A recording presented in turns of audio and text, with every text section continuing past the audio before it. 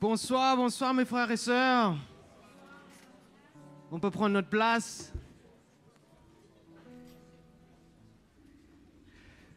Bonsoir tout le monde. Est-ce qu'on est là ce soir? Est-ce qu'on est là pour écouter la parole de Dieu? Oui. Hein? Est-ce que vous êtes contents au moins d'être là? Hein? C'est une joie à chaque fois d'être avec les frères et sœurs en Christ, n'est-ce pas? Amen. Est-ce que c'est pas rafraîchissant? Parce que on a eu l'occasion, moi et ma femme, de voyager dernièrement, d'être en Afrique du Sud. Et on est revenu cette semaine, mais pour 3 semaines dans mon pays, Botswana et l'Afrique du Sud. Et on a eu cette occasion de voir les frères et sœurs qui vraiment sont toujours zélés pour l'Évangile, pour l'œuvre de Dieu. Et même pendant cet week-end, et on a eu un secousse en tant qu'Église pour être réveillés et pour avoir un cœur pour évangéliser. Pour avoir un cœur parce que souvent on est enfermé par notre situation, par notre faiblesse, par notre état, parce que ça ne change pas, parce qu'on est encore là, parce que je suis avec la même personne. Ça peut être n'importe quoi. Mais comme quoi que le Seigneur cherche qu'on puisse continuer à le servir malgré notre état. Être fidèle dans les choses qu'il nous a données, les talents qu'il nous a donnés, les choses qu'on porte dans notre cœur pour son royaume, afin qu'il anime notre cœur pour qu'on soit des bénédictions dans notre maison et même là où on travaille, partout. Alors, mais avec ça, mes frères et sœurs, juste aussi pour dire comment, même, ça faisait un petit peu de temps que j'étais ici et je suis parti encore, là, et comment tu ressens la différence de gens. Quand tu quittes un endroit et tu reviens, tu vois comment ils ont grandi, comment tu ressens leur cœur. Et même pour nous, peut-être on est là et on ne parle pas, mais on voit la même personne. Mais comment chacun de nous, on est en train de grandir dans l'esprit. Mais souvent, on ne reconnaît pas parce qu'on est là. Mais quand tu pars et tu reviens, tu vois, ah ben, tel a grandi. Ah ben, comment le Seigneur a fait une œuvre. Et c'est des choses qu'on doit apprendre à ressentir, à voir. Avec ça, on va se lever. On va bénir Jésus. Il est bon, il est fidèle, il ne change pas. Même si nous, on change, mais il ne change pas. Amen. Et il est là pour nous encourager parce que l'Évangile ne change pas. L'Évangile va changer notre cœur. Et va nous interpeller de continuer. Amen. Allons le bénir. Alléluia. As-tu eu cette nouvelle que le Sauveur est venu, qu'il a donné sa vie, il est vivant dans nos cœurs? As-tu eu cette nouvelle que nous sommes vraiment libres par le Fils de Dieu, son amour pour moi? Nous avons la vie éternelle. Alléluia, Christ est vivant. Alléluia, il est assis sur le trône. Alléluia, il reviendra très bientôt. Il est le roi des rois, mais il vit dans nos cœurs. As-tu cette nouvelle que nous pouvons pénétrer en toute liberté les parvis de notre Dieu? As-tu cette nouvelle que nous sommes pardonnés? Il est mort pour nous, réjouissons-nous. Sur la croix, il nous a sauvés. Alléluia, Christ est vivant. Alléluia, il est assis sur le trône. Alléluia, il reviendra très bientôt. Il est le roi des rois, mais il vit dans nos cœurs. As-tu cette nouvelle? As-tu cette nouvelle que le Sauveur est venu? Que le Sauveur est venu, qu'il a donné sa vie, il est vivant dans nos cœurs. As-tu cette nouvelle que nous sommes vraiment libres par le Fils de Dieu, son amour pour nous? Nous avons la vie éternelle. Alléluia, Christ est vivant. Alléluia, il sur le trône. Alléluia. Il reviendra très bientôt. Il est le roi des rois, mais il vit dans nos cœurs. Alléluia, alléluia, alléluia, alléluia. Il est assis sur le trône. Alléluia. Il reviendra très bientôt. Il est le roi des rois, mais il vit dans nos cœurs. Il est le roi des rois, mais il vit dans nos cœurs. Il est le roi des rois, mais il vit dans nos cœurs. Alléluia, Seigneur. Réjouissons-nous en lui. Il est le Seigneur. Que tous ceux qui le cherchent exaltent le Seigneur. Réjouissons-nous en lui. Il est le Seigneur. Que tous ceux qui le cherchent exaltent le Seigneur. Rendons grâce au Seigneur, car il est bon. Rendons grâce au Seigneur, car il est bon, car son amour durera toujours. Heureux ceux qui se confient en lui. Réjouissons-nous en lui. Il est le Seigneur.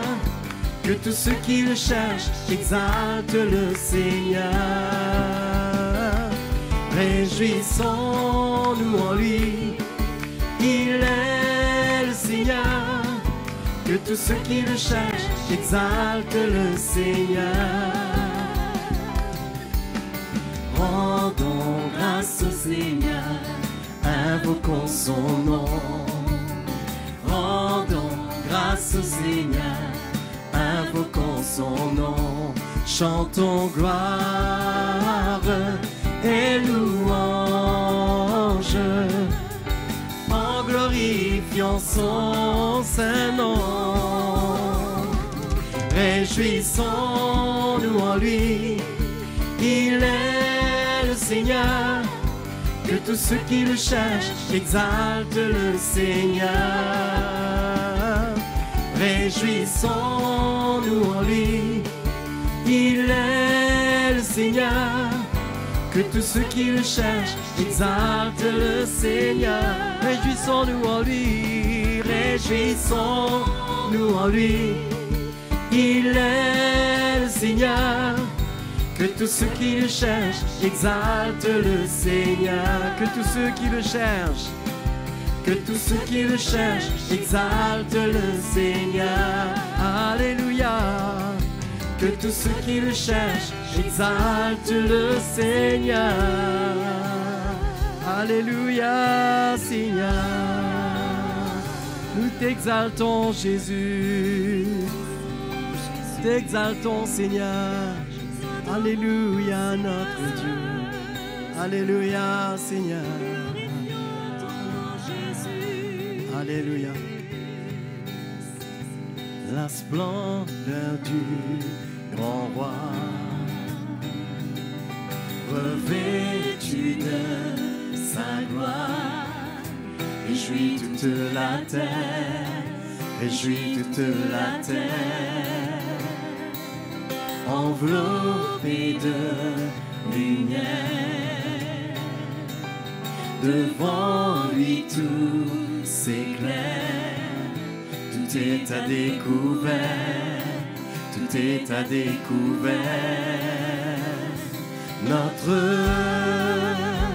Dieu est grand, louez-le, notre Dieu est grand, et tous verront combien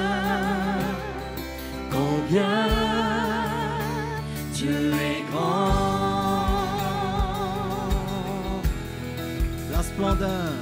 La splendeur du grand roi, revêtu de sa gloire. Réjouis toute la terre, réjouis toute la terre, enveloppée de lumière. Devant lui tout s'éclaire, tout est à découvert, tout est à découvert. Notre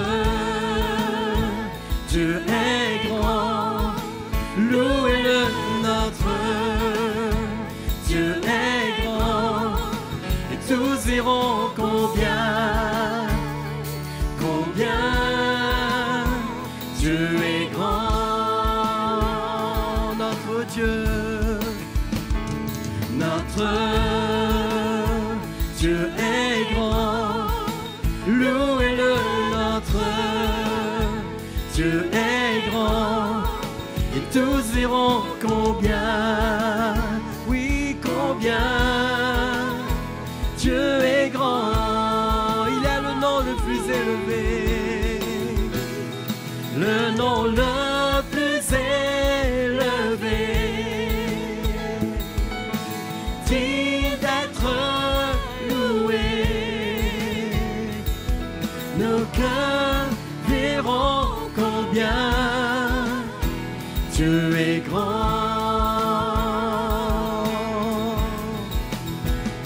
Le nom le plus élevé, digne d'être loué. Nos cœurs verront combien Dieu est grand. Notre Dieu est grand. Notre Dieu est grand. Louez-le, notre Dieu est grand. Et tous verront combien, oui combien Dieu est grand. Notre Dieu est grand. Notre Dieu est grand. Louez-le, notre Dieu est grand. Et tous verront combien, oui combien Dieu est grand. Alléluia Seigneur. Oh Jésus, tu es grand Seigneur. Oh, tu fais de grandes choses, de grands miracles Seigneur, Dieu tout-puissant. Oh merci notre Dieu, merci notre Seigneur. Alléluia, alléluia Seigneur. T'adorons Seigneur, nous t'adorons Jésus. Alléluia, alléluia. Toi la gloire Seigneur ce soir. Seigneur, tu veux faire de grands miracles au milieu de nous. Tu veux réveiller nos cœurs Seigneur pour ta parole. Tu veux réveiller nos cœurs Seigneur Jésus. Oui, nous emmener Seigneur vraiment à te connaître plus Seigneur Jésus, et à t'offrir nos vies encore plus Seigneur Dieu Tout-Puissant. Parler de toi Seigneur, oui, nous emmener à te connaître Seigneur Dieu Tout-Puissant. Alléluia. Nous t'adorons Seigneur Jésus, t'adorons notre Dieu. Alléluia. Oh merci Jésus. Alléluia. Tu mérites la gloire et l'honneur. Nous levons nos mains en louange, en adorant ton saint nom. Tu mérites la gloire et l'honneur. Nous levons nos mains en louange, en adorant ton saint nom, car tu es grand, tes miracles sont si grands, nul n'est comme toi, Seigneur. Nul n'est comme toi, Seigneur, car tu es grand, tes miracles sont si grands, nul n'est comme toi, Seigneur, nul n'est comme toi, Seigneur.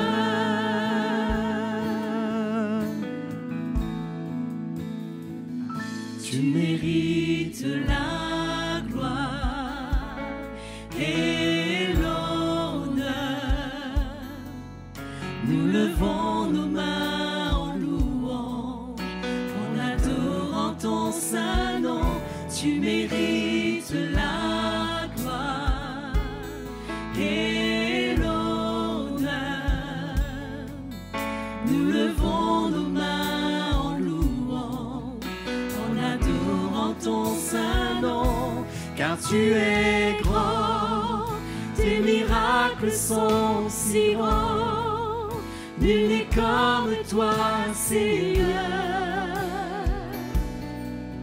Nul n'est comme toi, Seigneur, car tu es grand, tes miracles sont si grands, nul n'est comme toi, Seigneur. Nul n'est comme toi, car tu es grand, tes miracles sont si grands, nul n'est comme toi, Seigneur.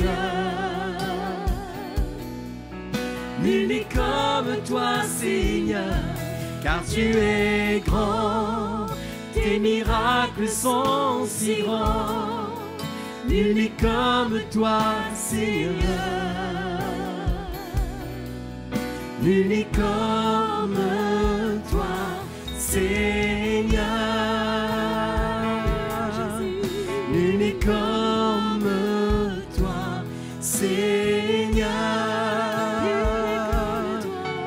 Nul n'est comme toi, Seigneur. Alléluia. Jésus, notre Dieu.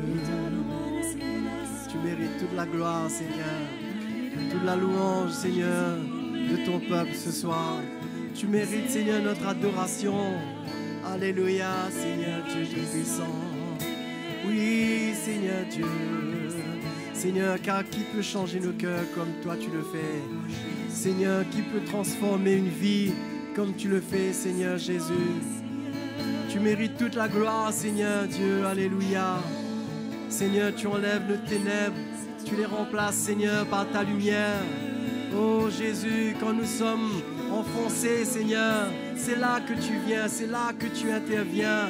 Tu nous secours, Seigneur Jésus. C'est pourquoi tu mérites toute la gloire, Seigneur. Alléluia, notre Dieu. T'adorons, Seigneur Dieu. Oh, sois glorifié, Seigneur. Jésus, nous t'adorons. Alléluia. Alléluia. Alléluia. Là, à tes pieds, Seigneur, c'est le plus haut lieu. Et dans ta présence, je cherche ta face. Je cherche ta face. Là, à tes pieds, Seigneur, c'est le plus haut lieu.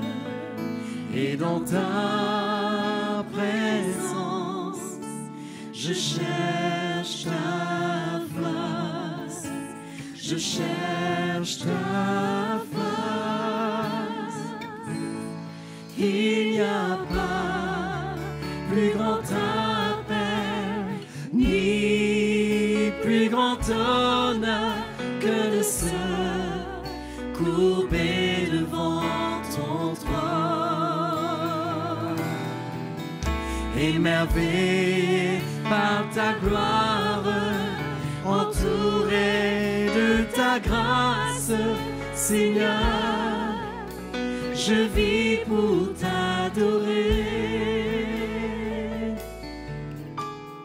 Là, à tes pieds, Seigneur, c'est le plus haut lieu. Et dans ta présence, je cherche ta face, je cherche ta face. Là, à tes pieds, Seigneur, c'est le plus haut lieu. Et dans ta présence, je cherche ta face, je cherche ta face.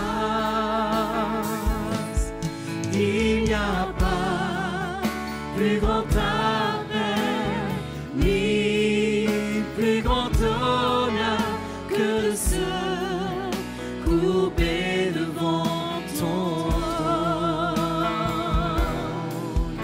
émerveillé par ta gloire, entouré de ta grâce, Seigneur, je vis pour t'adorer. Il n'y a pas plus grand appel, ni plus grand honneur que de se couper devant ton trône, émerveillé par ta gloire, entouré de ta grâce, Seigneur, je vis pour t'adorer. Seigneur, je vis pour t'adorer. Seigneur, je vis pour t'adorer.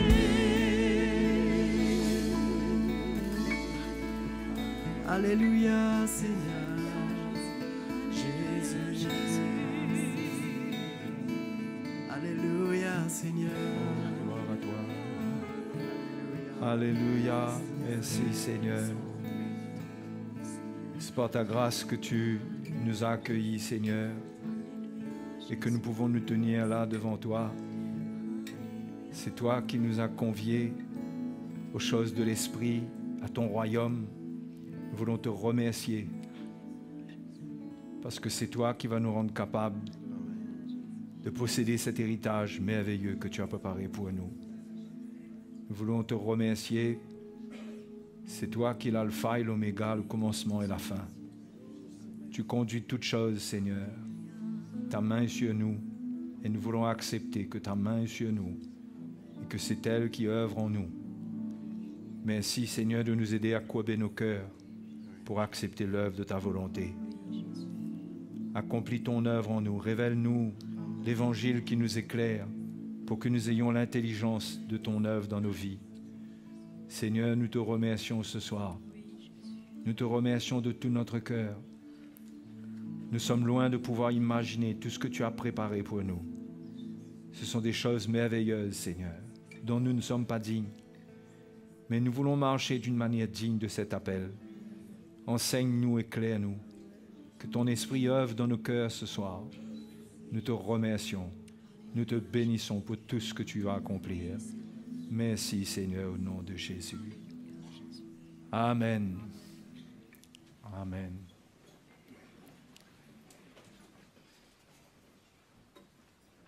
Bonsoir à vous tous, les frères et sœurs. C'est bon d'être là et on le dit comme ça, mais on ne réalise pas à quel point c'est important pour nous de nous retrouver, non pas dans un esprit religieux, dans le sens que nous venons là parce que nous sommes chrétiens, nous appartenons à une église, il faut être là. Mais il y a des raisons importantes de se retrouver pour écouter la parole de Dieu. La parole du Seigneur, c'est le pain de Dieu pour notre vie. Hein? Et il faut jeûner de tout sauf de la parole de Dieu. On peut s'abstenir de toutes sortes de nourriture, mais pas de la parole de Dieu. Hein? On a besoin d'elle pour qu'elle nous éclaire et pour qu'elle enlève de nos vies ce qui est religieux. Ouais, parce que nous avons dans la chair, dans notre nature humaine, nous sommes animés d'un esprit religieux qui demande à Dieu de l'aide, qui demande à Dieu des choses. Et ce sont des demandes qui sont souvent humaines, charnelles, et que nous ne réalisons pas que le Seigneur a tellement de bonnes choses, d'autres choses pour nous, que de répondre à nos demandes personnelles, à nos requêtes personnelles. Même si, bien sûr, nous avons le droit, ce n'est pas une question de droit, mais même si nous pouvons prier pour des choses qui nous préoccupent dans notre vie, mais le plus important, c'est de se tenir devant le Seigneur pour ce qu'il a pour nous, pour ce qu'il veut accomplir en nous. Et c'est là que nous avons besoin de la parole de Dieu. Parce que sans la révélation de la parole de Dieu, nous aurons cet esprit religieux qui nous amènera à considérer seulement les désirs de notre chair, les besoins de notre chair. Et nous n'allons pas comprendre, nous pouvons passer à côté de ce que Dieu veut pour nous. Donc, c'est important d'avoir la lumière de l'Évangile, pour qu'on soit lavé de tout esprit religieux qui vient réclamer à Dieu des choses, qui vient se plaindre devant Dieu. Mais la parole de Dieu veut créer la foi dans notre cœur pour ce que Dieu a pour nous. Le plus important, c'est de posséder ce que Dieu a pour nous.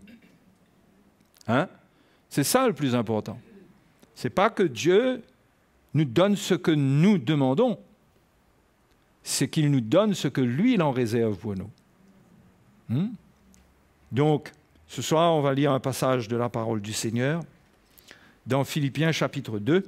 Alors, Philippiens chapitre 2, verset 12, Paul dit « Ainsi, mes bien-aimés, comme vous avez toujours obéi, mettez en œuvre votre salut ou travaillez à votre salut avec crainte et tremblement, non seulement comme en ma présence, mais bien plus encore maintenant que je suis absent. Car c'est Dieu qui produit en vous le vouloir et le faire selon son bon plaisir. Faites toutes choses sans murmure ni hésitation, afin que vous soyez irréprochables et purs, des enfants de Dieu irréprochables au milieu d'une génération perverse et corrompue, parmi laquelle vous brillez comme des flambeaux dans le monde, portant la parole de vie. Et je pourrais me glorifier au jour de Christ, de n'avoir pas couru en vain, ni travaillé en vain. Ici, on voit le but pour lequel Paul travaillait, prêchait l'Évangile, il donnait sa vie, c'était de produire des chrétiens, c'était d'avoir des chrétiens qui étaient formés, ce calibre de chrétiens qui nous est décrit ici, des chrétiens qui sont mûrs, qui sont dans la maturité, qui obéissent au Seigneur. Et Paul parle de ceux qui obéissent et qui font toutes choses sans murmure ni hésitation. Ça paraît impossible, mais l'œuvre de l'Esprit, l'œuvre de Dieu dans nos vies, va nous amener à être libérés de toutes ces choses charnelles qui peuvent nous animer et nous amener à murmurer, à ne jamais être satisfaits de notre état, de notre situation. Et c'est ce que je vous disais tout à l'heure, c'est ça qui nous pousse à prier d'une manière religieuse. À voir que Dieu, c'est le bon Dieu qui est là pour nous secourir, pour faire des miracles en toutes choses et pour nous assurer, nous garantir une vie facile. Mais ce Dieu-là n'est pas le Dieu de l'Évangile. Ce n'est pas le Dieu qui s'est révélé à Paul, qui l'a amené à prêcher le message de la croix. Le Dieu qui parle dans sa parole, il nous dit que les temps sont difficiles. il nous montre que nous aurons des tribulations. Jésus a dit, vous aurez des tribulations. Vous aurez des moments difficiles.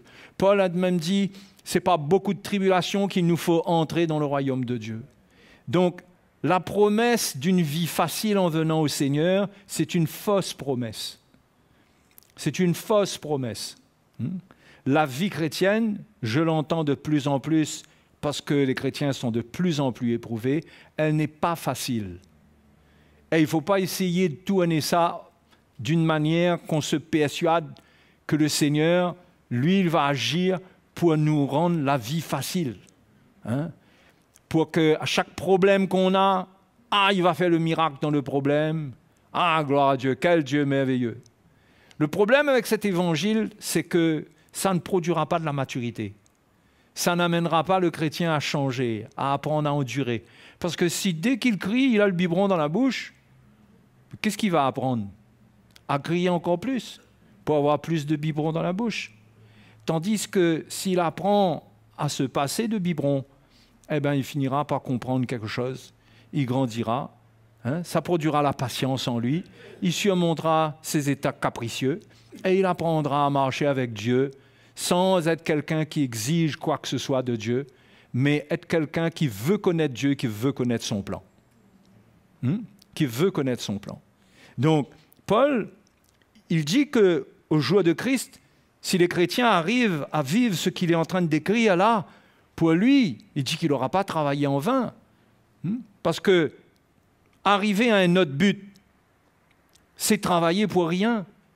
Parce que le travail de l'Évangile, l'œuvre de l'Évangile, c'est amener cette œuvre-là.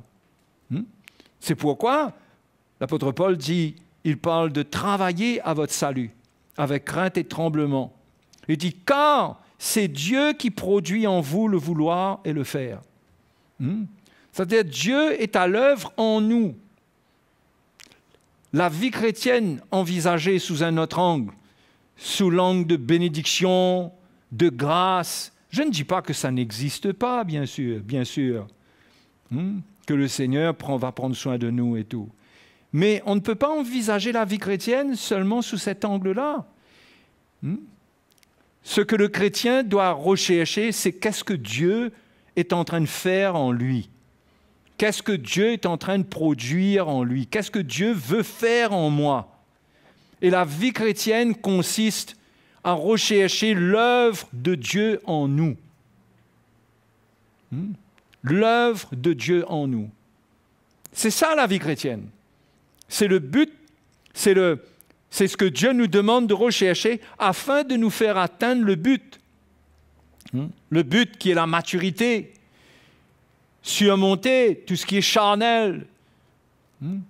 Comme Jésus, vaincre le monde et ses tentations, ses convoitises. Donc dans tout cela, le chrétien, il doit comprendre et il a besoin de l'Évangile qui lui montre qu'est-ce que Dieu veut faire en lui.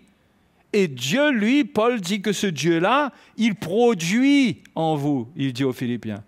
Il produit en vous le vouloir et le faire. C'est-à-dire qu'il se révèle à chacun de nous.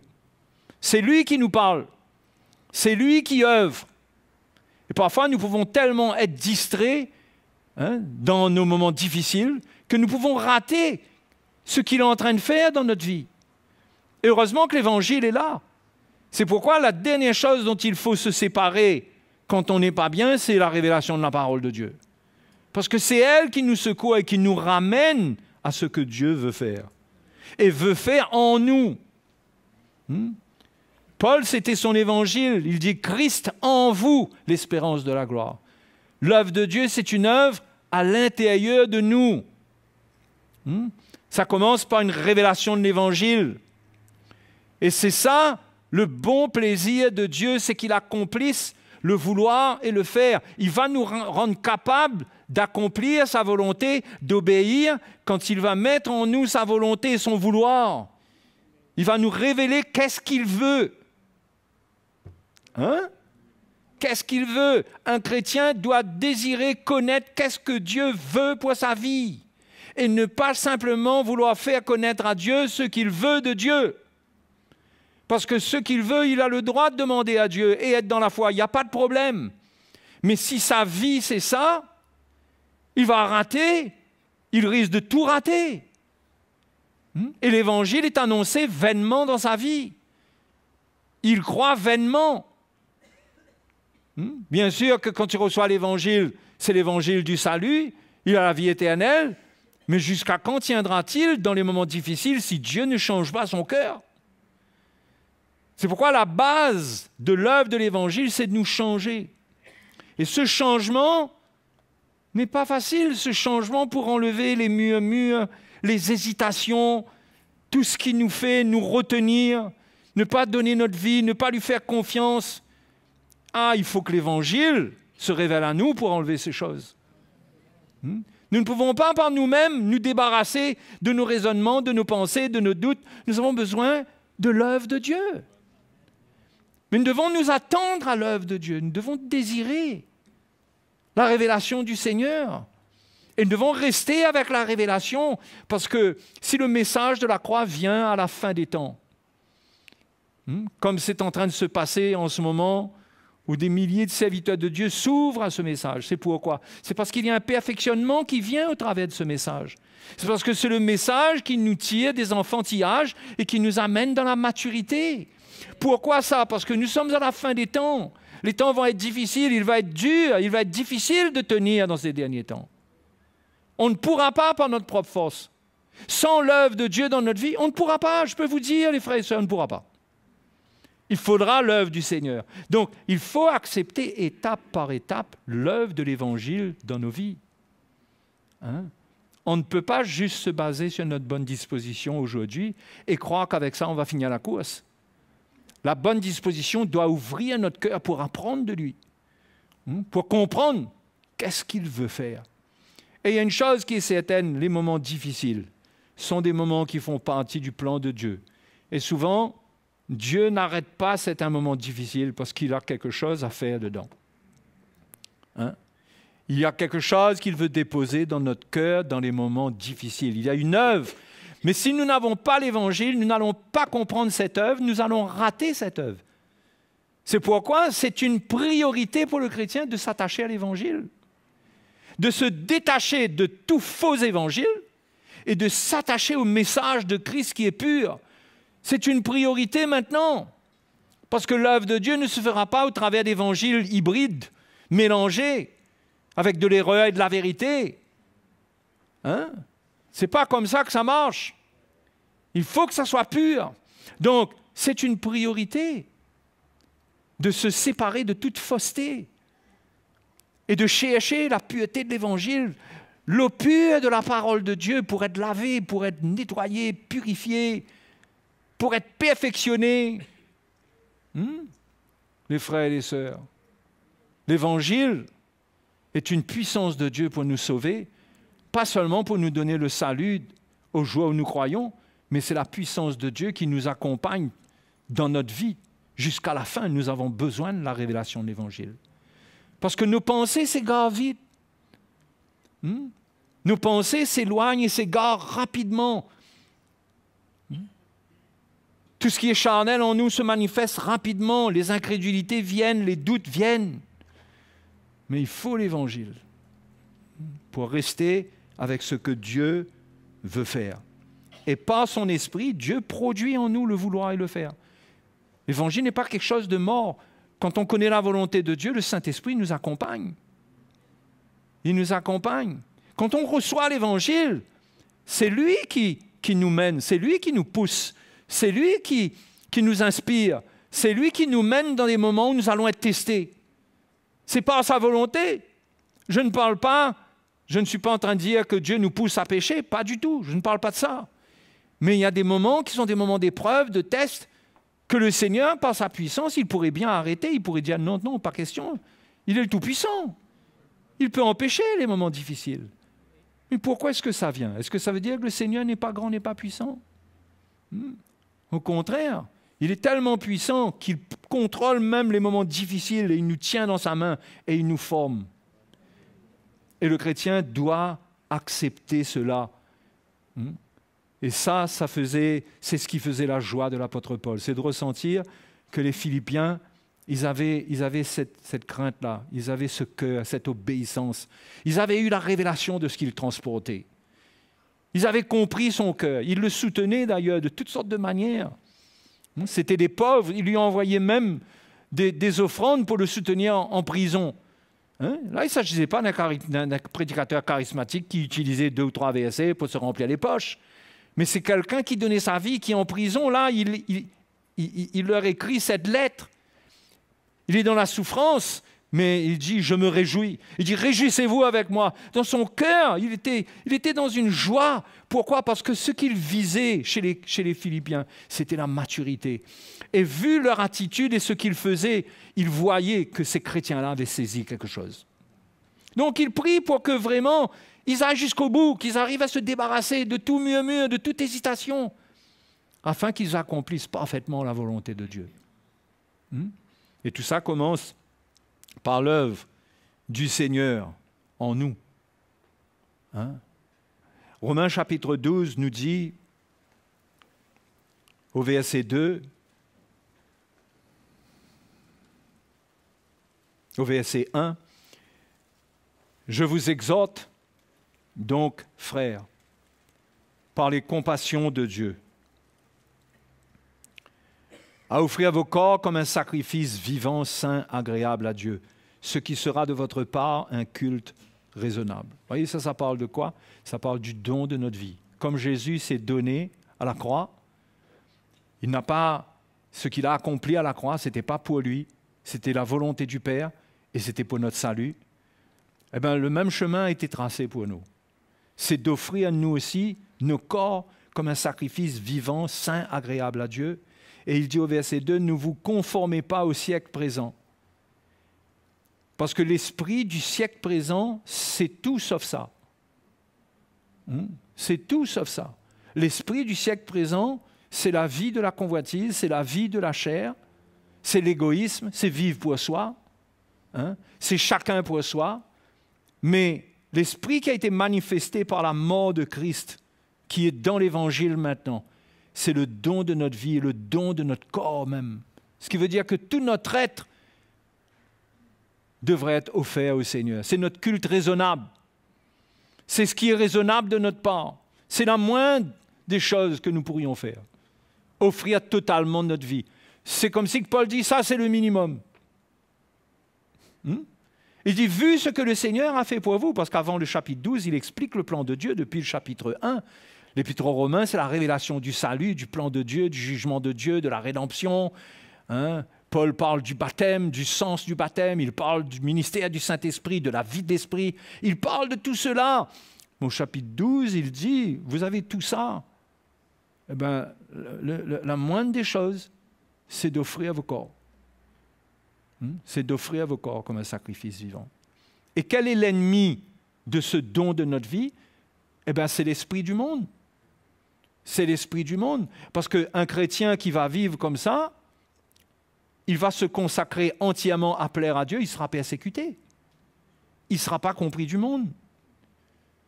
Il ne sera pas compris du monde parce que le monde développe un autre esprit. Le monde, c'est pas... il ne va pas t'encourager à te laisser marcher sur les pieds. Il va te dire, mais fais quelque chose, mon ami. Jusqu'à quand tu vas agir comme ça? Mais Jésus, lui, il dit, si quelqu'un te frappe sur une joue, tends-lui l'autre. Oui, c'est des esprits différents. C'est pourquoi il faut un renouvellement de l'intelligence, parce que nous sommes dans le monde, nous sommes nés dans le système du monde.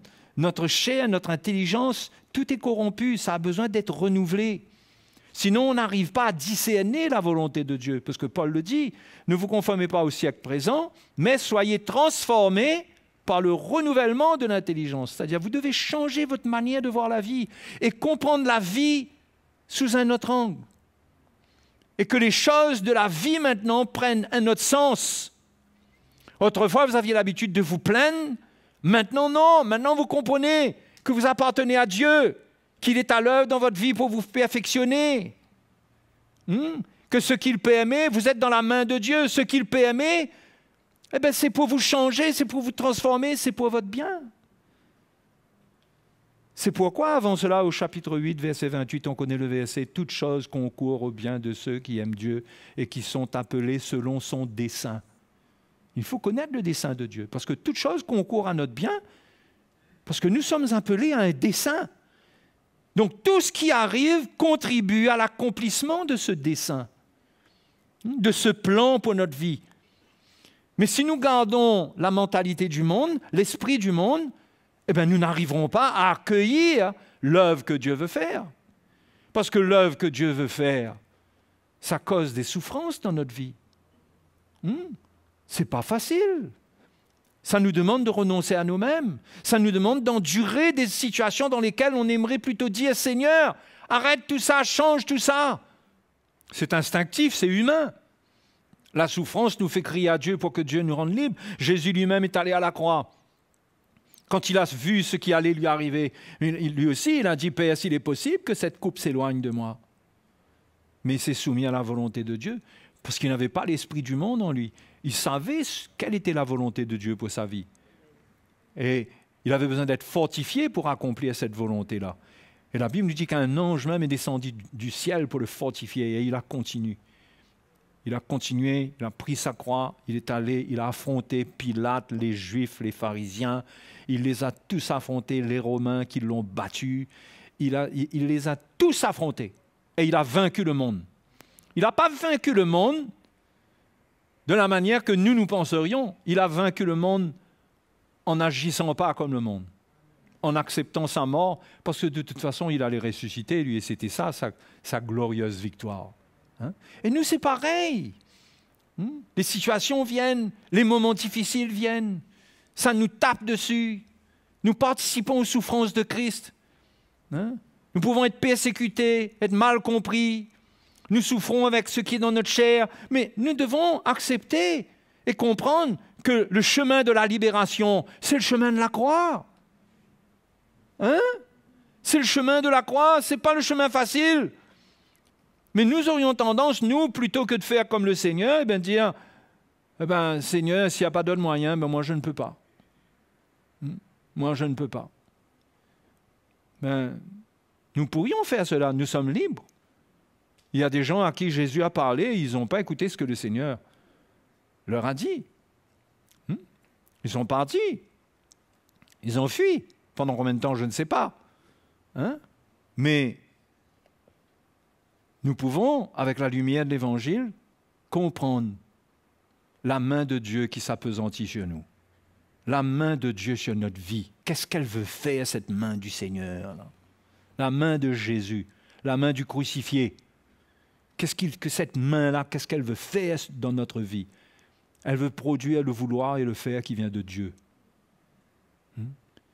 Cette main veut nous changer afin de nous faire goûter au plan que Dieu a pour nous. C'est pourquoi si vous regardez dans Éphésiens chapitre 2,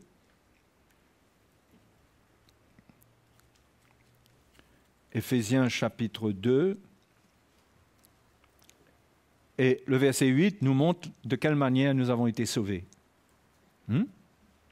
C'est intéressant, c'est vraiment comme ça, quoi, parce qu'un homme ne peut pas se sauver lui-même. C'est par la grâce qu'on peut être sauvé. Et Paul le dit ici, car c'est par la grâce que vous êtes sauvés, par le moyen de la foi. Et cela ne vient pas de vous, c'est le don de Dieu. Alors, on pourrait s'arrêter là et être content, mais Paul continue concernant ce don de Dieu, cette grâce de Dieu. Il dit, ce n'est point les œuvres, par les œuvres, afin que personne ne se glorifie. Car nous sommes son ouvrage. Ça, c'est très important, les frères et sœurs. On parle rarement de cela. Car nous sommes son ouvrage. C'est-à-dire que le don de la grâce de Dieu pour nous sauver, ça vient vers nous pour faire de nous son ouvrage. Son ouvrage. Son ouvrage, ça veut dire que c'est lui. C'est lui qui va accomplir son plan dans notre vie. Ça correspond à ce que Paul dit quand il dit « c'est Dieu qui produit en vous le vouloir et le faire selon son bon plaisir ». Nous sommes son ouvrage. Nous ne pouvons pas décider de notre sort, de notre avenir, de notre vie, mais nous devons nous considérer comme l'ouvrage de Dieu. Un ouvrage ne dit pas à son constructeur comment il faut le bâtir. Non? Oui ou non? Hein? Un ouvrage ne dit pas maintenant change ça, fais ci, fais ça. Non. L'ouvrage, c'est l'ouvrage. L'ouvrage n'a rien à dire. Nous sommes son ouvrage. Tout ce que Dieu veut faire, c'est par sa grâce qu'il veut le faire. C'est le don de Dieu. Le don de Dieu, ce n'est pas simplement être sauvé. Hein? Être sauvé il y a 10 ans de cela et persévérer, être toujours à l'église. Mais ce n'est pas que ça. Le don de Dieu, c'est de découvrir l'ouvrage de Dieu. Nous sommes l'ouvrage de Dieu. Et ça, c'est un grand combat parce que, vous savez, nous avons le salut, mais qu'est-ce que nous faisons ensuite? Nous recommençons une vie avec des attitudes religieuses. C'est-à-dire, nous voulons que Dieu fasse ce que nous désirons. Vous voyez? Et dès le départ, nous commençons à rater. C'est pourquoi si on n'a pas un évangile qui nous garde dans la pensée de Christ, avec la pensée de Dieu, eh bien, nous pouvons être sauvés et rater l'appel de Dieu ensuite et partir sur de mauvaises bases. L'évangile doit nous rappeler que nous sommes son ouvrage. Hein? Vous êtes l'ouvrage de Dieu. Si vous êtes né de nouveau, vous êtes l'ouvrage de Dieu. Car nous sommes son ouvrage, ayant été créés en Jésus-Christ. Et là, ça parle de la création en Jésus-Christ, la nouvelle création. Ça ne parle pas de votre nature physique, naturelle. Ça parle de ce qui est en vous. Car nous sommes son ouvrage, ayant été créés en Jésus-Christ pour de bonnes œuvres que Dieu a préparées d'avance. Est-ce qu'on a quelque chose à inventer? C'est pourquoi nous sommes son ouvrage. Parce qu'il œuvre en nous pour que nous puissions découvrir les bonnes œuvres qu'il a préparées d'avance. Parce qu'en fonction de ce qu'il a préparé d'avance, il fait son œuvre en nous. Il ne fait pas une œuvre en nous en fonction des circonstances. Est-ce que vous comprenez? Il ne fait pas une œuvre en vous en fonction des moments difficiles que vous passez. Le Seigneur garde le cap. Il y a des œuvres qu'il a préparées d'avance, il y a des choses qu'il a préparées d'avance. Il doit vous équiper, il doit vous former. Vous êtes son ouvrage pour être capable de pratiquer les bonnes œuvres qu'il a préparées d'avance. Donc on voit bien que même servir à Dieu, on ne choisit pas le service de Dieu. On ne choisit pas ce qu'on va faire pour le Seigneur. Hein? On doit chercher à découvrir pourquoi est-ce que je suis né de nouveau. Qu'est-ce qu'il y a dans ma nouvelle naissance? Quelle vie, quel plan se trouve caché dans ma nouvelle naissance? Et je vous dirais que peu de chrétiens découvrent ce qu'il y a dedans. Peu de chrétiens découvrent ce qu'il y a dedans, parce qu'ils veulent vivre non pas selon la nouvelle création, mais selon la chair.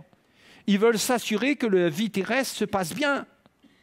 Ils ne veulent pas de problème. Vous savez, le côté religieux, le passé, les fondations religieuses, ça fait qu'on a des raisonnements en nous qui font qu'on n'accepte pas, qu'on ne conçoit pas que la souffrance puisse être dans le plan de Dieu. On ne conçoit pas qu'il faille passer par certains chemins. Mais mes frères et mes sœurs, si on pouvait décider, mais nous sommes l'ouvrage de Dieu. Hein? Ça veut dire que ce n'est pas nous qui décidons. Et parfois, nous voulons décider dans la prière. Nous prions, nous avons la foi, nous décidons. Ben, il n'y a pas de problème, parce que Dieu nous connaît, compris, il n'y a pas de problème. Il y a des prières qui sont à côté, ben, ce n'est pas grave. Mais au fur et à mesure qu'on découvre la volonté de Dieu, on aura des prières efficaces. On viendra comme Jésus à Gethsémane, on saura exactement à quoi Dieu nous appelle, quelle croix on a à prendre, et on va s'humilier, et on va demander au Seigneur sa force pour qu'il nous équipe. Et il va nous équiper. Et on passera par là, et on en ressortira transformé. Parce que ça fait partie du plan de la grâce de Dieu. Donc, goûter à la grâce de Dieu pour le salut, au départ, gloire à Dieu, c'est la base. Il faut cette expérience pour être sauvé. Pour que si on meurt, on est dans la foi, on va au Seigneur.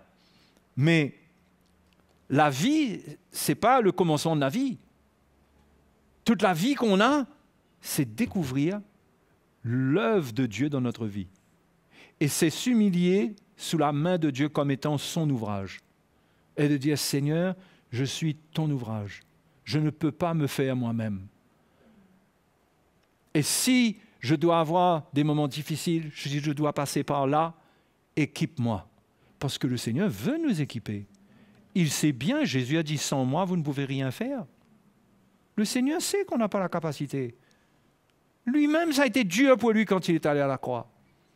Il connaît l'opposition qu'il y a dans la chair. Il a dit à ses disciples qui ne priaient pas, il leur a dit, mais l'esprit est bien disposé, mais la chair est faible. Pierre, qui était zélé, qui lui était prêt là, il était prêt à défendre le Seigneur, il était prêt à mourir, soi-disant, pour le Seigneur, même si tous abandonnent le Seigneur, Seigneur, si tous t'abandonnent, moi je serai là, mais il ne savait pas que lui-même, le premier, il aurait renié le Seigneur. Il ne savait pas de quoi il était fait. Mais le Seigneur sait de quoi on est fait. C'est pourquoi Dieu ne compte pas sur nous, sur la perfection, mais il attend de nous une attitude où on réalise notre faiblesse, où on ne met pas notre confiance en la chair. Paul le dit dans Philippiens même, au chapitre 3.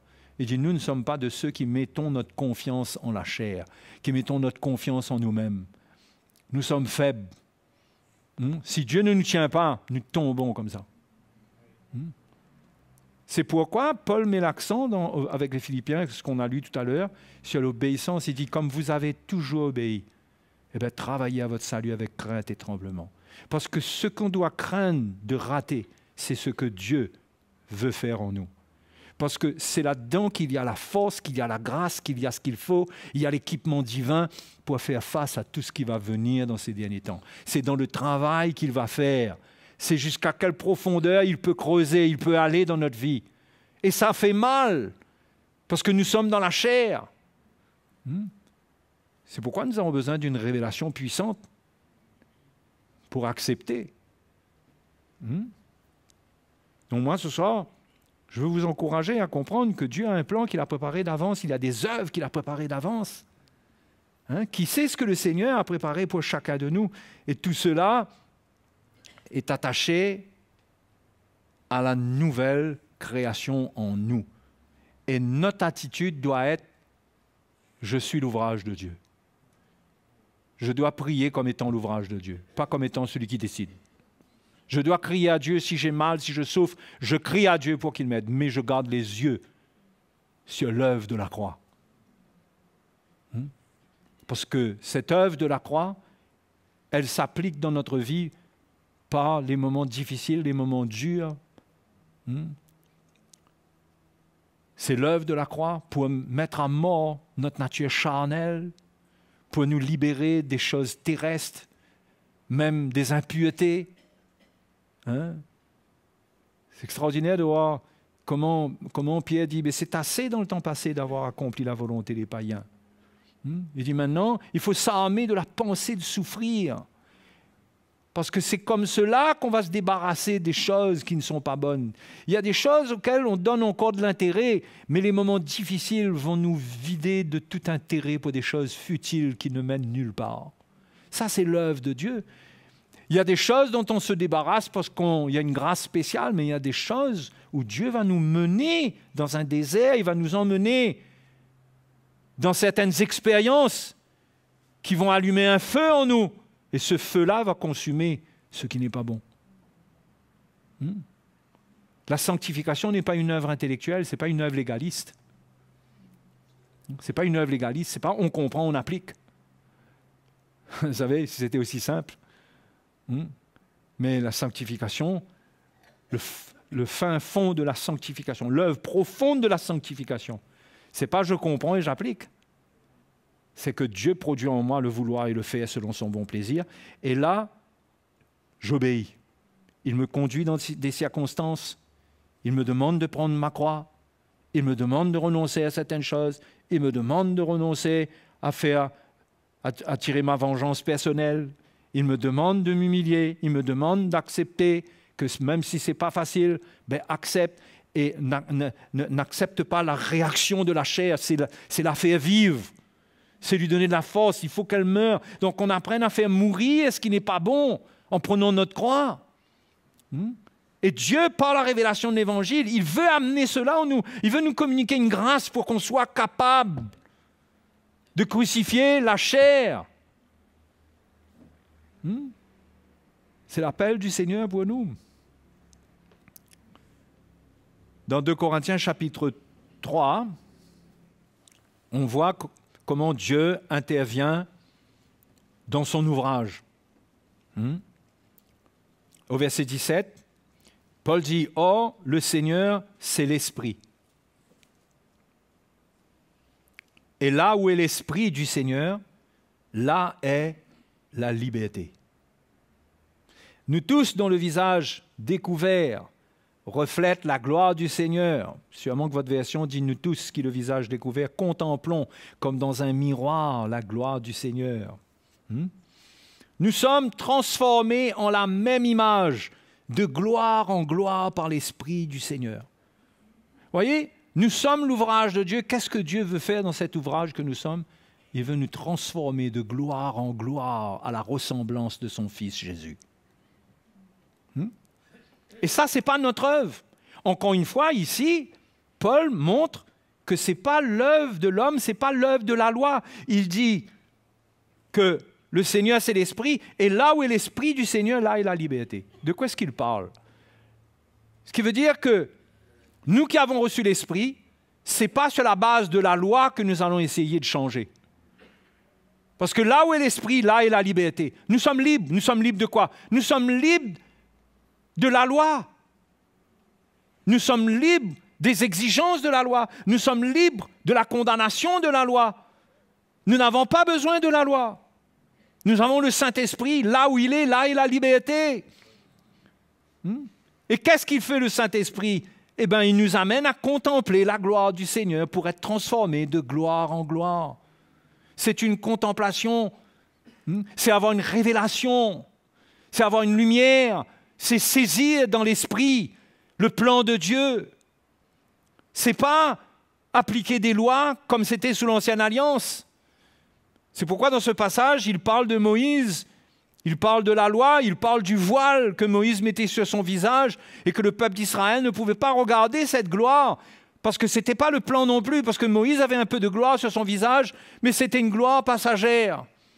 Il dit, mais aujourd'hui, il n'y a plus de voile parce que ce que Dieu fait briller au travers de nous, de l'Évangile, c'est pour amener le peuple de Dieu à contempler la gloire du Seigneur. Pas contempler l'homme, mais avoir une révélation de sa gloire. Et c'est cette gloire, cette lumière divine qui contient la puissance de Dieu, la puissance créatrice, la puissance pour changer, pour libérer, pour apaiser, pour transformer. C'est cette gloire-là. Nous sommes sous le ministère de cette gloire-là aujourd'hui. Nous ne sommes pas sous le ministère de la loi pour nous changer nous-mêmes. Sous la loi, on apprend et on essaye de pratiquer pour s'améliorer. C'était comme ça la loi.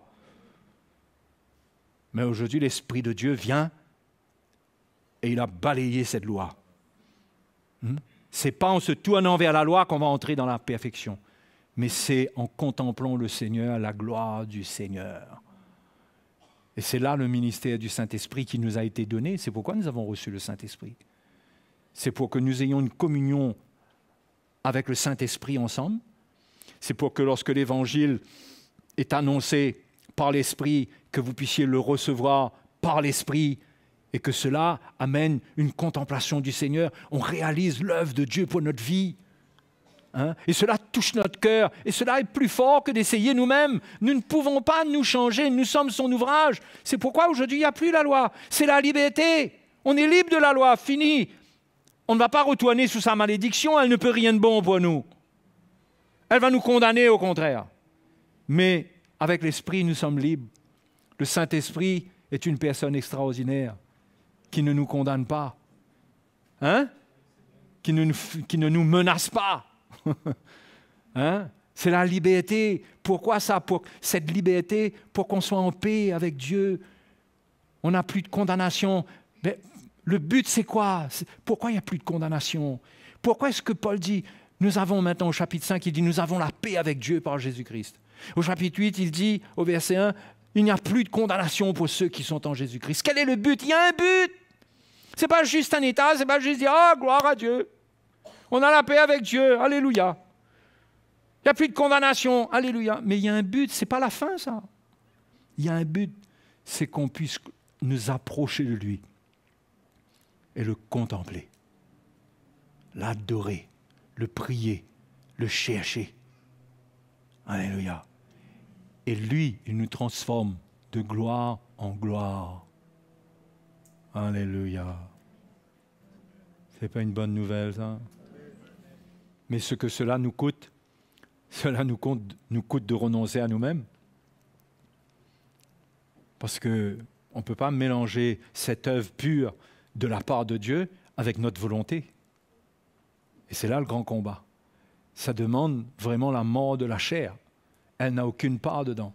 Parce que Dieu n'a pas préparé des œuvres d'avance pour la chair.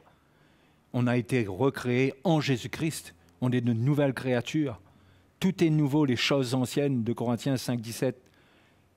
Les choses anciennes sont passées, voici, toutes choses sont devenues nouvelles. Donc notre grand combat, c'est de renoncer à nous-mêmes. C'est notre grand combat, c'est d'accepter des souffrances. C'est d'accepter les moments difficiles. Ça ne veut pas dire qu'on accepte et puis qu'on ne cherche pas Dieu dedans, bien sûr, au contraire. La parole de Dieu nous exhorte à nous décharger de nos soucis. Quand c'est trop lourd, à venir vers le Seigneur, à chercher de l'aide, à chercher même le réconfort dans l'Église, là où il y a des gens spirituels qui peuvent nous aider, qui comprennent le plan de Dieu. Tout ça, ça fait partie du plan de Dieu. Oui, ce n'est pas comme si nous devenons des gens maintenant, c'est comme si on nous a débarrassés de nos nerfs et nous ne ressentons plus aucune douleur. Dieu ne nous demande pas de cela. C'est la nature même de la chair de souffrir lorsqu'il y a le feu, lorsqu'il y a des situations difficiles. Mais qu'on cherche le Seigneur, mais qu'on comprenne de prendre notre croix, parce que Dieu a quelque chose à faire dedans qui est glorieux pour nous. Et nous pourrions, mes frères et sœurs, passer notre vie à gâcher ce travail. À gâcher ce travail, à refuser la main de Dieu, à repousser la main de Dieu, à ne pas accepter et à entrer dans des compromissions extraordinaires, au lieu de faire face à nos problèmes et grandir et compter sur sa grâce. Compter sur sa grâce, parce que sa grâce, c'est elle qui nous a sauvés. Nous sommes son ouvrage par sa grâce. Il y a des œuvres qui ont été préparées pour nous. Dieu veut nous changer pour nous faire goûter à ce qu'il a pour nous. Et c'est là qu'on revient à ce que Paul dit. Il dit ainsi, vous porterez la parole de vie dans le monde, vous serez comme des flambeaux. Quand on grandit et on sort des murmures et des plaintes et toutes ces choses qui sont vilaines, qui se tournent contre Dieu, quand on devient libre de cela, on devient des flambeaux. On porte la parole de vie. Ce qu'on dit contient la vie. Parce que nous avons accepté de renoncer à nous-mêmes et nous voulons la vie que le Seigneur a préparée pour nous d'avance. Nous voulons les œuvres qu'il a préparées pour nous d'avance. Amen. Donc, comprenez-vous, le ministère du Saint-Esprit dans nos vies, ce qu'il faut rechercher, ce qu'il faut désirer et ne pas fuir. Et avoir la lumière quand le moment est là, quand le mauvais jour est là, quand c'est difficile pour notre nature charnelle. Il y a des moments où Dieu travaille, notre orgueil est exposé. On ne réalise pas à quel point on est orgueilleux. Notre orgueil est exposé. Tout d'un coup, on réalise à quel point on est orgueilleux. Il y a des moments où on réalise que finalement, on n'a plus envie de voir personne, alors que d'habitude, on aime tellement les gens. Il y a des moments où on a de mauvais quarts d'heure avec notre nature charnelle qui veut se cacher, qui veut fuir. Mais dans ces moments-là, prendre sa croix et de dire, Seigneur, me voici, aide-moi. Je veux ton œuvre. Et Paul dit, c'est avec crainte et tremblement qu'il faut chercher ça. Et quand il dit avec crainte et tremblement d'obéir, de travailler à notre salut avec crainte et tremblement, ça veut dire que c'est très sérieux cette œuvre-là. On ne peut pas se permettre de rater cela. On ne peut pas se permettre de rater cela. Et mes frères, mes sœurs, vous aurez toujours la possibilité de fuir ce travail, de vous cacher, de vous isoler, de quitter l'église, de partir, d'aller sauter la mer, aller je ne sais où, pour des motivations que vous ne voulez pas faire face à la croix. Je ne dis pas que tous ces cas-là, c'est ça. Je dis que vous pourriez faire des choix à cause d'un état spirituel. Mais vous auriez tort. Vous auriez tort de donner un refuge à votre chair, parce qu'elle vous mangera, elle vous dévorera. Elle reprendra ses droits sur vous, dans votre pensée, dans votre tête. Elle vous dévorera par les choses du monde. Votre chair va désirer par la convoitise. Elle ne sera plus traitée. Et vous allez vous retrouver dans un feu qu'il ne faut souhaiter à personne. Donc, frères et sœurs, désirez l'œuvre du Seigneur. Amen. Acceptez. Votre vie n'est pas facile. Priez, le Seigneur vous aidera. Ne fuyez pas, mais vous devez savoir que le livre de Job n'est pas dans la Bible par hasard. Vous devez savoir que les épîtres de Pierre qui parlent sans cesse de souffrance ne sont pas par hasard dans la parole de Dieu. Vous devez savoir. Vous devez savoir. Vous devez avoir la révélation de ces choses. Soyez encouragés. C'est pour ça qu'on se retrouve. On ne se retrouve pas pour être dans une routine, chanter quelques chants, écouter un sermon. On se retrouve parce qu'on a besoin d'être imprégné de l'Évangile. On a besoin. La première prière d'un chrétien, c'est « Seigneur, révèle-moi ton Évangile. Révèle-moi ta parole. Qu'elle soit révélée dans mon cœur. » Alléluia. Parce que quand tu as ça, tu as la vie. Tu as la vie. Tu as la puissance de Dieu avec toi. L'Évangile, c'est la puissance de Dieu. Romains 1, 16. Allez, mettons-nous debout. Allons prier ce soir.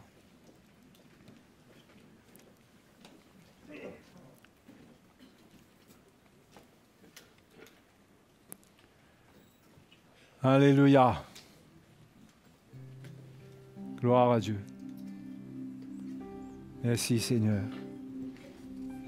Nous te bénissons. Nous t'adorons. Nous t'adorons, Seigneur. Nous voulons apprendre à ne pas nous plaindre de notre sort, à ne pas murmurer contre toi. Car tout ce que tu décides, tout ce que tu veux pour nous est parfait.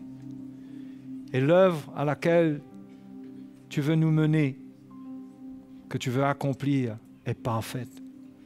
Seigneur, nous te remercions.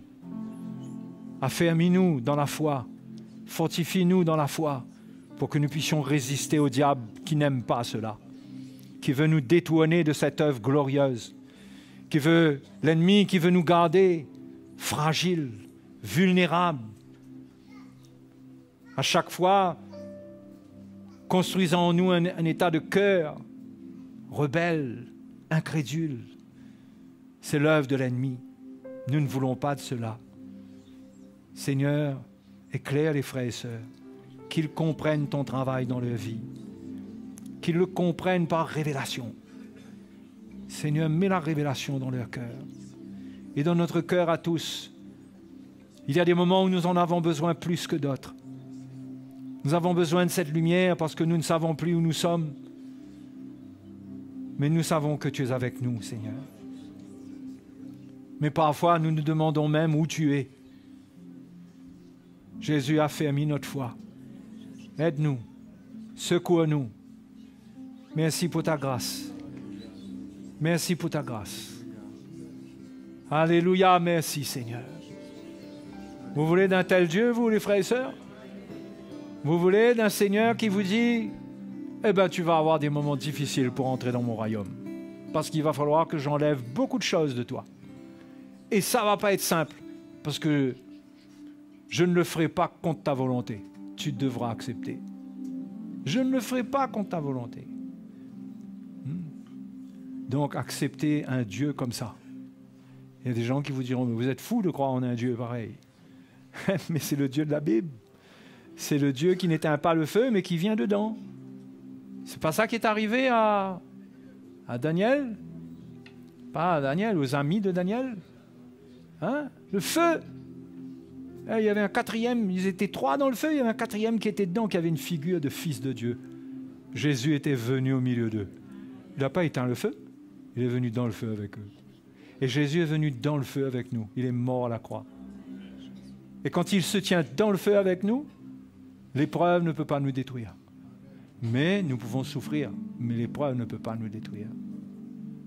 Hein? Alléluia! Ce Dieu-là est grand.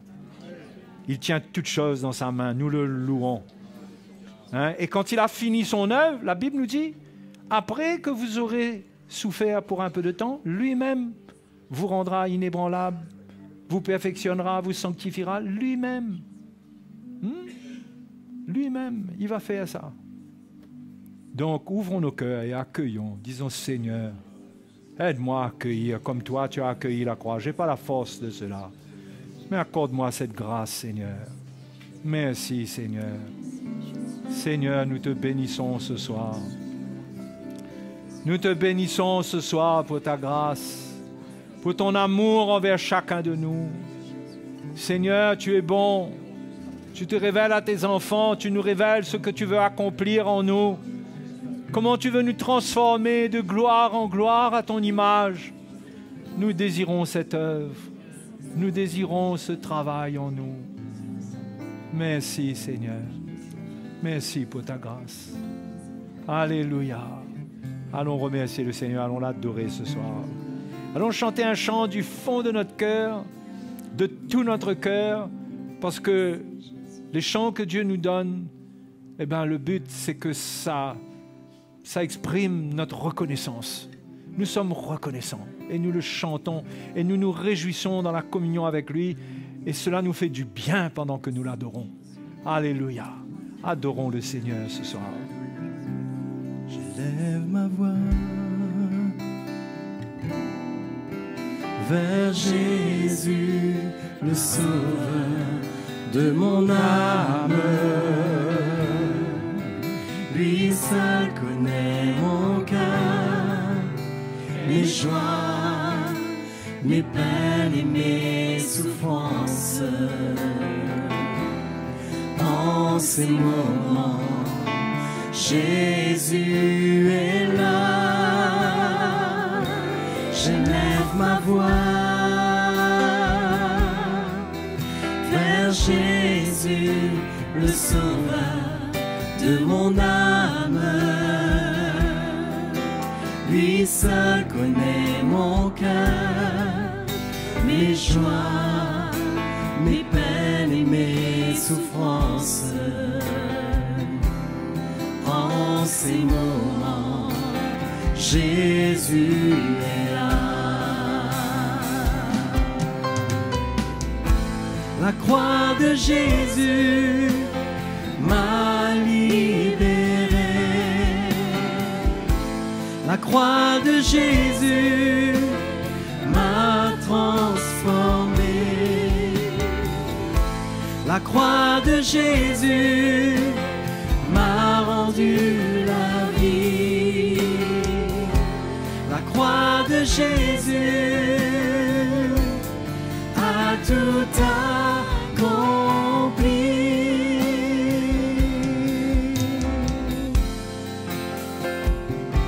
Je lève ma voix vers Jésus, le Sauveur de mon âme.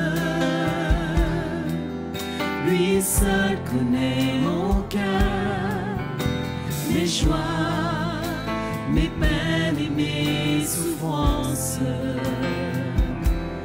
En ces moments, Jésus est là. J'élève ma voix vers Jésus, le Sauveur de mon âme. Lui seul connaît mon cœur, mes joies, mes peines et mes souffrances. En ces moments, Jésus est là. La croix de Jésus m'a libéré. La croix de Jésus m'a transformé. La croix de Jésus m'a rendu la vie. La croix de Jésus a tout accompli. La croix de Jésus m'a libéré. La croix de Jésus m'a transformé. La croix de Jésus m'a rendu la vie. La croix de Jésus a tout accompli.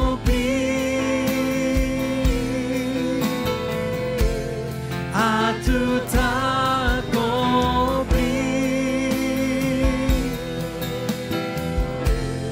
A tout accompli.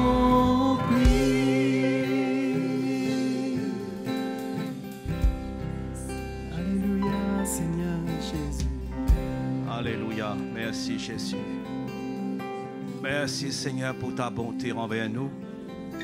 Ta grâce se manifeste envers nous, Seigneur. Et tu nous montres combien nous devons prendre ce chemin. Nous sommes là pour suivre tes traces. Le même chemin que tu as pris, Seigneur, tu l'as inauguré pour nous. Et nous devons aussi saisir cette occasion de suivre, de prendre ce même chemin pour pouvoir hériter cette vie éternelle un jour dans ta gloire. Merci ce soir de nous parler. Merci de te manifester dans nos cœurs, dans nos vies. Seigneur, nous n'avons pas à nous plaindre, mais nous avons tout simplement à accepter le chemin que tu as tracé pour nos vies. Merci Seigneur, merci ô Dieu Tout-Puissant. Sois béni, sois glorifié. Merci Seigneur pour l'encouragement, pour ta parole, que cela nous a fait du bien. Cela nous a interpellés, Seigneur. Cela nous ramène, Seigneur, à prendre ce chemin, Seigneur, sans murmure, ni hésitation, mais d'accepter, Seigneur, ce chemin lequel que tu nous appelles, de te suivre et de marcher avec toi. Sois glorifié ce soir. Sois exalté, notre Sauveur. Alléluia. Merci, Seigneur. Alléluia. Amen. Alléluia. Vous êtes contents? Moi aussi. Ça fait plaisir d'entendre la voix de Dieu, que le Seigneur nous parle. Amen. Nous sommes quoi ce soir? Nous sommes quoi? Son ouvrage. Eh bien, le Seigneur doit nous former jusqu'à que nous puissions vraiment lui ressembler. Alléluia. Mais si quelqu'un a besoin de nous, avec tout ce qu'on a pu entendre encore ce soir, vous avez besoin qu'on prie avec vous, vous avez besoin de poser des questions, vous avez peut-être prendre un rendez-vous avec l'un de nous, eh bien, n'hésitez pas, nous sommes là à votre disposition, même à la fin de cette réunion. OK? Que le Seigneur vous bénisse. Merci de venir écouter l'Évangile. Et ça nous fait du bien. M'a libéré. La croix de Jésus m'a transformé. La croix de Jésus m'a rendu la vie. La croix de Jésus a tout